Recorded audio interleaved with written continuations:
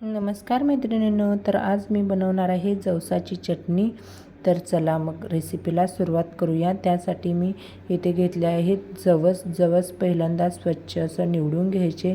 मी 1.5 cup जवस वापरला आहे आणि एकदम मंद गॅसवर असं 10 ते 12 मिनिट मी भाजून घेणार आहे।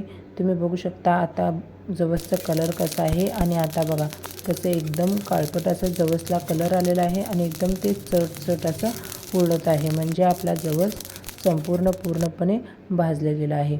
आता इथं मी थोडं चेक करून बघते। हे बघा हाताने असं थोडंसं प्रेस केलं का आतून आपला जवस एकदम पोकळ होतो, म्हणजे आपला जवस पूर्णपणे भाजला गेला आहे।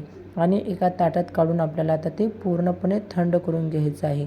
त्यानंतर एका मिक्सरच्या भांड्यात आपल्याला सर्व जवस काढून वाटून घ्यायचं आहे, एकदम बारीक असं वाटून घ्यायचं आहे। ही माझ्या आईची रेसिपी आहे, आईने मला बनवून दाखवली होती।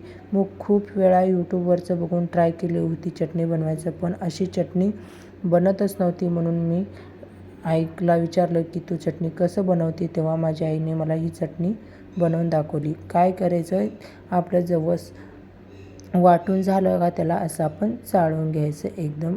तुम्ही पिठाच्या चाळणीने सुद्धा चाळून घेऊ शकता। आणि वरचा हा राहिलेला चोथा आहे ना, हा परत एकदा मिक्सरच्या भांड्यात टाकून परत आपल्याला तो वाटून घ्यायचा आहे आणि तो सुद्धा आपल्याला गाळून घ्यायचा आहे। असं गाळून घेतल्याने कसं आपली चटणी खूप दिवस टिकते सुद्धा आणि चवीला सुद्धा खूप छान लागते। तुम्ही एकदा नक्की ट्राय करून बघा, तुम्हाला नक्की आवडेल। मी सर्व चटणी इथं वाटून चाळून घेतली आहे आणि हा थोडासा चोथा उरलेला आहे ते मी आता बाजूला ठेवून देते। हे बघा आपण जवस छान भाजल्यामुळं आपल्या चटणीला सुद्धा कलर खूप छानच येणार आहे। आता हे आपण बाजूला ठेवून देऊया आणि सर्व मी हे पावडर हाताने असं एकजीव करून घेते, सर्व मिक्स करून घेते। बघा किती छानशी अशी आपली पावडर बनून तयार आहे। आता काय करायचं, एका मिक्सरच्या भांड्यात थोडेसे लसणाच्या पाकळ्या घ्यायचे आणि ते थोडंसं वाटून घ्यायचं। परत नंतर यामध्ये आपण ही सर्व जवसाची पावडर टाकणार आहोत।